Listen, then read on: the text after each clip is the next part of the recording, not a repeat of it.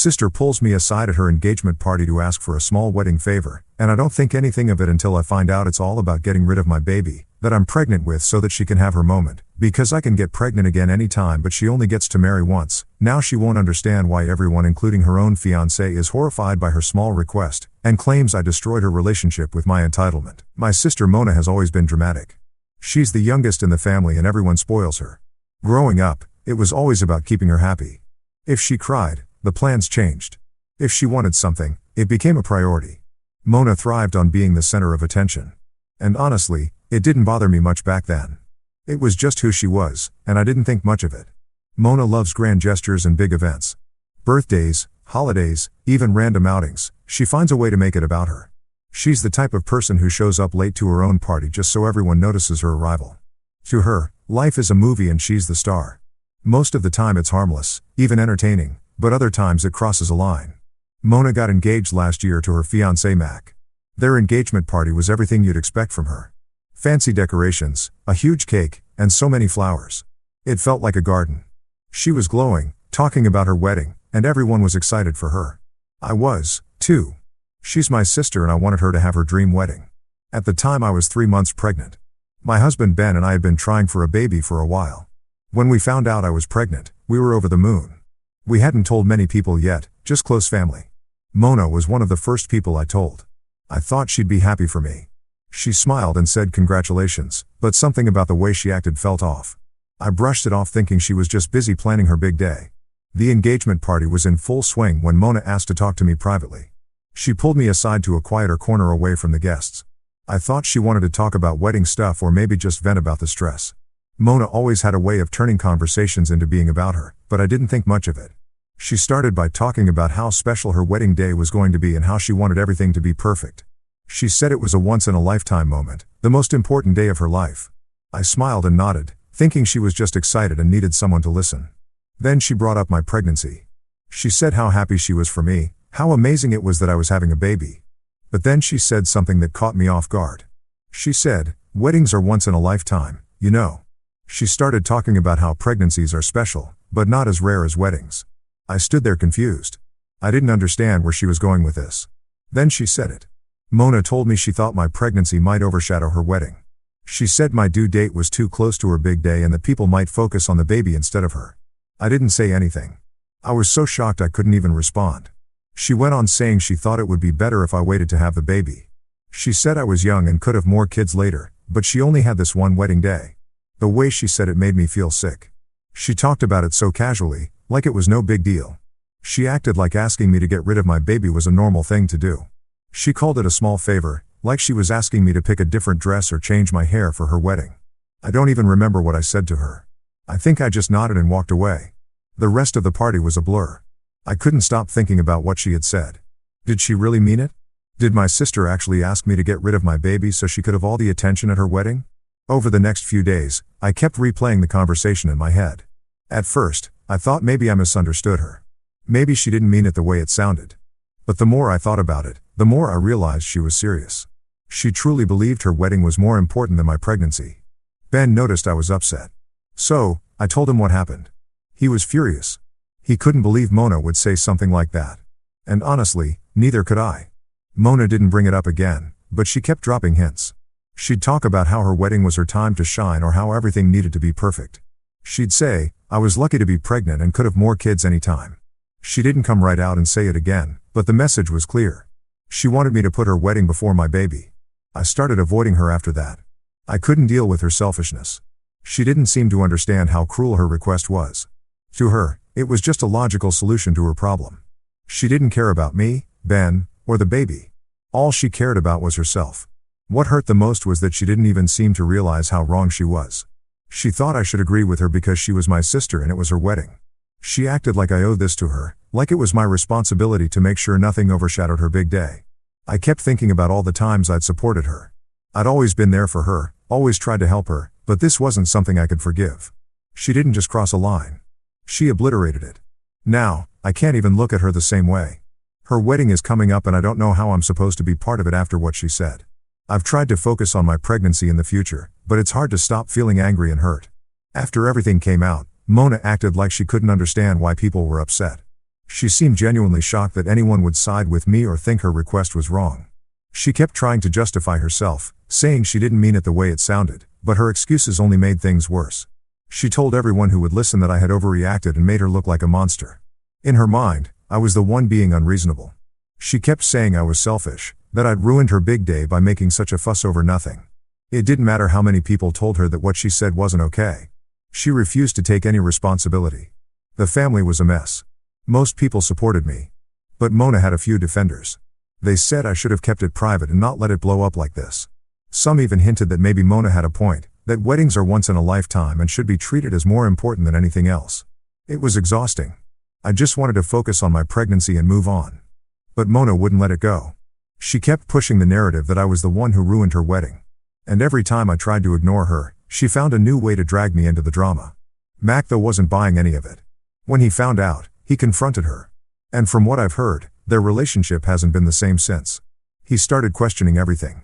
He couldn't believe she would treat her own sister that way, and it made him rethink whether he wanted to marry her. Mona, of course, blamed me for that, too. She said I had manipulated Mac and turned him against her. She told people I was jealous of her happiness and wanted to destroy her relationship. It didn't matter that I hadn't said anything to him directly. She was convinced it was my fault. Her behavior became more erratic as the wedding got closer. She started lashing out at everyone who didn't take her side. She cut off a few friends, stopped talking to some family members, and even threatened to uninvite people from the wedding. It was like she couldn't handle the fact that she wasn't getting her way. Mac, meanwhile, seemed to be pulling away. He stopped talking about the wedding and started spending more time with his friends. From what I've heard, he told Mona he needed time to think about whether this was what he wanted. That only made her angrier. She said I'd poisoned him against her and that I was ruining her life. I don't think she even realizes how much damage she's done. She's so focused on blaming me that she can't see the bigger picture. She doesn't understand why people are horrified by her actions or why Mac is questioning their future together. To her, this is all my fault. Now, the wedding is up in the air. Mac hasn't officially called it off, but it's clear he's having doubts. Mona is still doubling down, refusing to apologize or admit she was wrong. She says I'm selfish and entitled for not putting her wedding first. And she's convinced that everyone who disagrees with her is against her. I don't know what to do anymore. I didn't ask for any of this. I didn't want the drama or the attention. All I wanted was to enjoy my pregnancy in peace. But Mona turned it into this massive ordeal. So, Ida for not keeping quiet about her request and ruining her wedding and relationship? Update 1. Things have escalated far more than I ever imagined. I thought it would just be a few awkward conversations and maybe some tension for a while, but this has turned into an absolute mess. After everything happened at Mona's engagement party, I figured we could both cool off and maybe work things out. I wasn't expecting an apology, but I did hope she'd recognize what she said was wrong, especially after hearing how it made everyone feel, but no. Mona has completely refused to take responsibility for her actions and if anything has doubled down on her belief that I was the one in the wrong. She's still playing the victim card, claiming that I ruined her life by not being willing to give up my baby for her wedding. It's almost like she truly believes that if I had just agreed to her small request, everything would be fine. But I can't even imagine what kind of person would think that asking someone to give up their baby so they can have a perfect wedding is acceptable. It feels like she doesn't even see me as a human being with real feelings. Just an obstacle to her plans. And it doesn't stop with just her. Mona has gone to everyone, family, friends, anyone who will listen, and turned this into a full-blown drama. I've got messages from relatives I hadn't heard from in years telling me that I'm being selfish and ruining Mona's once-in-a-lifetime moment. It's honestly baffling to me how people can't see past the surface of her behavior and realize how wrong she is. It's like she's convinced everyone that my pregnancy is some kind of inconvenience to her. She's got people believing that I should just put my life on hold for her wedding. I don't know if Mona is just deluded or if she's playing some kind of game, but she's absolutely convinced that I am the one who caused all this. She even said that if I had just been more understanding and more supportive, everything would be fine. The nerve of her. How could she not understand that? I can't just forget the horrible things she said and asked of me. What she asked for was beyond selfish and cruel. And it's hard to believe she doesn't see it. But the thing that's been hitting me the hardest is how this has affected her relationship with Mac. I didn't expect him to react the way he did. But honestly, I think he's starting to see Mona for who she really is. Mac's been distant from Mona for a while now, and it's getting worse. He's been staying at his place most nights, avoiding her calls. And I overheard a conversation between him and Ben the other day. Mac admitted that he was seriously questioning whether he could marry someone who would ask her own sister to sacrifice her baby for her wedding. That hit me hard. Mac has always been supportive of Mona, and I thought he was the kind of guy who would let her get away with anything, but now he's not so sure. I don't want to say I'm happy about it, but part of me feels like Mac needs to see this side of Mona before they get married. She's been playing the perfect bride act for so long that I don't think anyone, including him, really knows the truth about who she is when she doesn't get her way. As for me, I've been lying low. I don't want to get any deeper into the drama than I already am, but I can't pretend like things are fine. Every time I hear from Mona, it's more of the same. Guilt trips, blaming me for ruining everything, playing the victim. I've stopped responding to her texts and messages because honestly, there's nothing left to say. She hasn't apologized or even acknowledged how wrong she is. I've had to cut off some family members who reached out to check in on me, but were really just trying to guilt trip me into making up with Mona. Some of them seem to think I should just let it go because it's just a wedding, but I can't. What she said to me wasn't just hurtful, it was cruel, and I am not going to apologize for standing up for myself or my baby. Ben has been amazing throughout all of this. He knows how hurt I am, and he's been there for me even when I'm not sure what to do or how to handle the situation. It's been tough for him, too, watching the family drama unfold. I know he's frustrated with Mona, especially with how she's trying to manipulate everyone. I think he's getting fed up with her behavior, too. And he's been talking to Mac a lot, trying to give him some perspective on what's going on. I don't think Ben wants to be the one to interfere, but I know he wants to help Mac see the truth. Mona has tried reaching out to Mac, but he hasn't been responsive. I think he's done trying to fix things with her. He's been quiet on social media and has avoided any wedding-related conversations. The last I heard, he was staying with a friend and said he wasn't sure if he could marry someone like Mona after everything that's happened. I wish I could say I feel bad for Mona, but I don't. She's made this bed herself. She's turned her wedding into some kind of battleground, and now she's acting like the whole world is against her. She's been so focused on her perfect day that she hasn't stopped to think about how her actions affect the people around her. At this point, I'm just trying to keep my distance and take care of myself and my baby. I don't want any more drama, but I am done trying to fix things with Mona. She's had every chance to own up to her mistakes, and she hasn't. If she can't even admit that asking me to give up my baby was wrong, then I don't know if I want her in my life. Anyway, that's where things stand right now. Mona's still acting like everything is my fault, and Mac is pulling away. I'm just focusing on my pregnancy and making sure I am surrounded by the people who support me. I don't know what will happen with Mona and Mac's relationship, but at least now I know I am not the one causing all this drama. Thanks for reading, and I will keep you all updated if anything changes. Update 2. It's been 6 months since I last posted, and things have taken a much worse turn than I could have imagined. I've been sitting on this for a while, but now I feel like I need to share the reality of where things stand. After everything that happened at Mona's engagement party, I thought we could all move on, but boy was I wrong. Mona and Mac's wedding did happen despite everything that went down. To my surprise, they did get married, but it wasn't the grand celebration Mona envisioned. Honestly, I never thought they'd make it this far, but here we are. The wedding itself was nothing short of a disaster. I wasn't there, obviously, and I'm glad I wasn't, but I heard everything from other family members. It was supposed to be her perfect day, but nothing was perfect. The whole event had this forced, uncomfortable air about it. Mona tried to act like everything was fine, but it was clear that Mac was not happy. He barely smiled during the ceremony, and I heard he spent most of the reception avoiding our family. The tension between them was palpable. It wasn't just the wedding that was bad. It was everything that followed. After they came back from their honeymoon, Mac started pulling away. He didn't want to talk about anything wedding-related or future plans. Instead, he started talking to Ben more. Ben came to me one evening and said Mac reached out to him. I was surprised because at that point, I thought Mac would just pretend everything was okay and go along with it. But no, Mac opened up to Ben about how he was struggling in his marriage. Apparently, things had gone downhill very quickly. Mona was still acting like the world revolved around her and didn't understand why Mac was becoming distant. She had completely ignored the fact that their marriage was about more than just her big day. Mac admitted to Ben that he was starting to question if he had made the right decision. And he even told Ben he was thinking about counseling. I honestly didn't know what to think at first. I felt a mix of sadness and anger because this was the situation Mona had created for herself. She had spent all that time manipulating people to get what she wanted, and now it was falling apart. I didn't want to get involved, but I also didn't want to sit back and watch Mona continuing making bad decisions. I was torn. I could see how Mac was trying to hold things together, but Mona was so focused on herself that she couldn't even see the damage she was causing. Every time she tried to call me, I ignored her. I couldn't deal with her guilt trips and constant blaming me for everything that went wrong. She still didn't understand why I refused to give up my baby for her perfect wedding, and it felt like she had no intention of ever understanding. Then came the news a few weeks ago. Mac moved out. I was in shock when I heard it, but then again, I wasn't. Mona had pushed him too far, and he finally reached his breaking point, and from what I've been told, it started with small things. Her demanding more attention, dismissing his concerns, still making everything about her. But it all came to a head when Mac told her that he couldn't keep living like this. He said he didn't think their relationship was healthy and he needed some space to figure things out. Mona was completely blindsided. She honestly thought everything would be fine after the wedding, that the fairy tale would continue. But Mac had had enough. My mom called me to tell me what happened. Mona was in full-blown meltdown mode and my mom was trying to get me to reach out to her, but I couldn't. It felt wrong to be the person who helped her fix this. She didn't deserve it.